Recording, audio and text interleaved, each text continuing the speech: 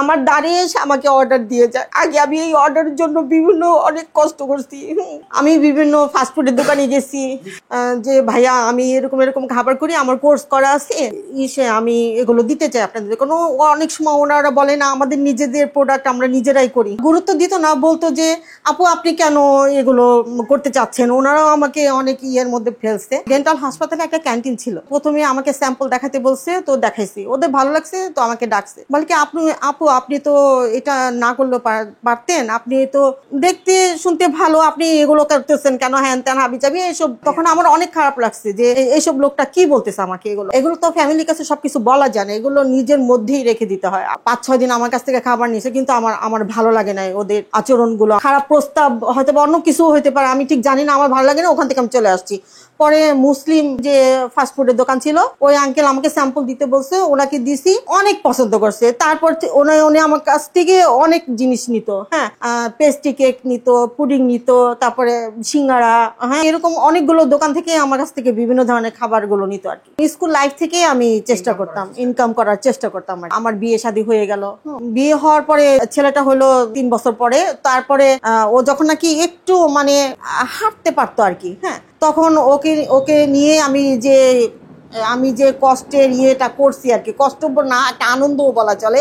মানে দেখা যায় যে আমার ভিতরে শুধু আমি যে এত কাজ জানি, আমি কেন এটাকে চুপচাপ আছি, আমি কেন কিছু করতে পারি আর কি, না করলেও পারতাম, কিন্তু মানে আমার ভালো লাগে আর কি। তারপরে ওকে নিয়ে কাজ শুরু করলাম, আর ঘরে রান্না শেখানো, এরকম আস্তে আস্তে। যখন নাকি আরেকটু বড় হলো, স্কুলে দিয়ে দিলাম, কঠিন হয়ে যেত সংসার, হ্যাঁ, আর তারপরে কেন যেন পেরে যেতাম আমি। তারপরে যখন নাকি স্কুল লাইফ থেকে আমার বেশি সুবিধা হলো, আমার ছেলে মেয়েকে স্কুলে লং টাইমের জন্য ঢুকাই দিয়ে, তখন যে কোর্স গুলো আমি করাইতাম আমার ঘরে এসে, অথবা কোথাও গ্রুপ করতো, 15 জন 10 জন 12 জন এরকম করে গ্রুপ করতো, আমার বাসায়ও হতো।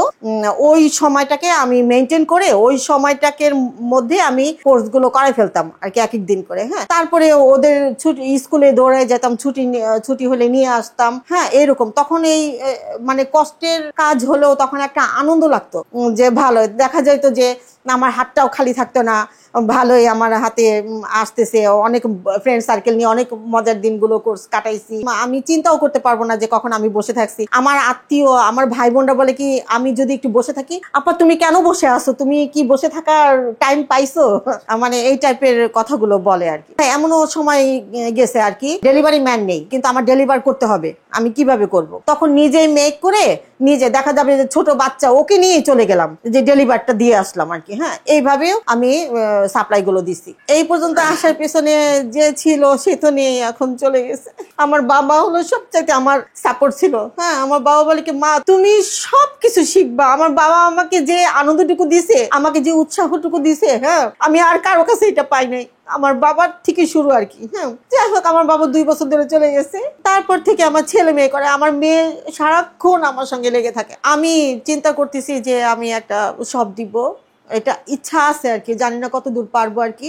আমি কিন্তু একাই কাজ করি, কাজের মানুষ রাখি না, এই কারণে হাঁচি দিবে, তারপরে চুল পড়বে, হ্যাঁ। আমি আপ্রাণ চেষ্টা করি যাতে এইগুলা কিছু না হয়। 50টা কাস্টমারের মধ্যে একজন দিতেই পারে কমপ্লেন, তাই না, যে আপু এইরকম হয়েছে, এটা আমার শুধরে নেওয়ার হবে আর কি, এটার জন্য। ছোটবেলা থেকে দেখতাম আম্মুর খাবারের প্রতি অনেক আগ্রহ। কোর্স করাতো, বিভিন্ন রান্নার প্রশিক্ষণ দিত, তারপর বিভিন্ন রেস্টুরেন্ট, তারপর ফুড শপ, ফাস্ট ফুডের শপ, এসব জায়গা হচ্ছে আম্মুর সাপ্লাই যেত।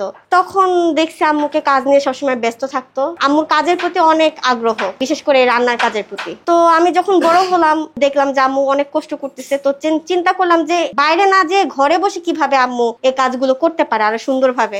আমার খালামণি, খালু, ওরা বললো যে এখন তো অনলাইনে অনেক বিজনেস হচ্ছে, তোমরা কেন ট্রাই করতেছো না অনলাইনে। তো তাদের কথাতে হচ্ছে মেইনলি অনলাইনে। তো তখন একটা পেজ খুলি, পেজ খোলার পরও আমাদের সেল নাই, কারণ বুঝতাম না কিভাবে কি করতে হবে। তারপর করোনার পর থেকে আমাদের অনলাইনে আর কি সেলটা বাড়ে। তখন একজন কাস্টমার হলো, তার মাধ্যমে অনলাইনে মানে আস্তে আস্তে আমাদের সেলটা বাড়তে থাকে।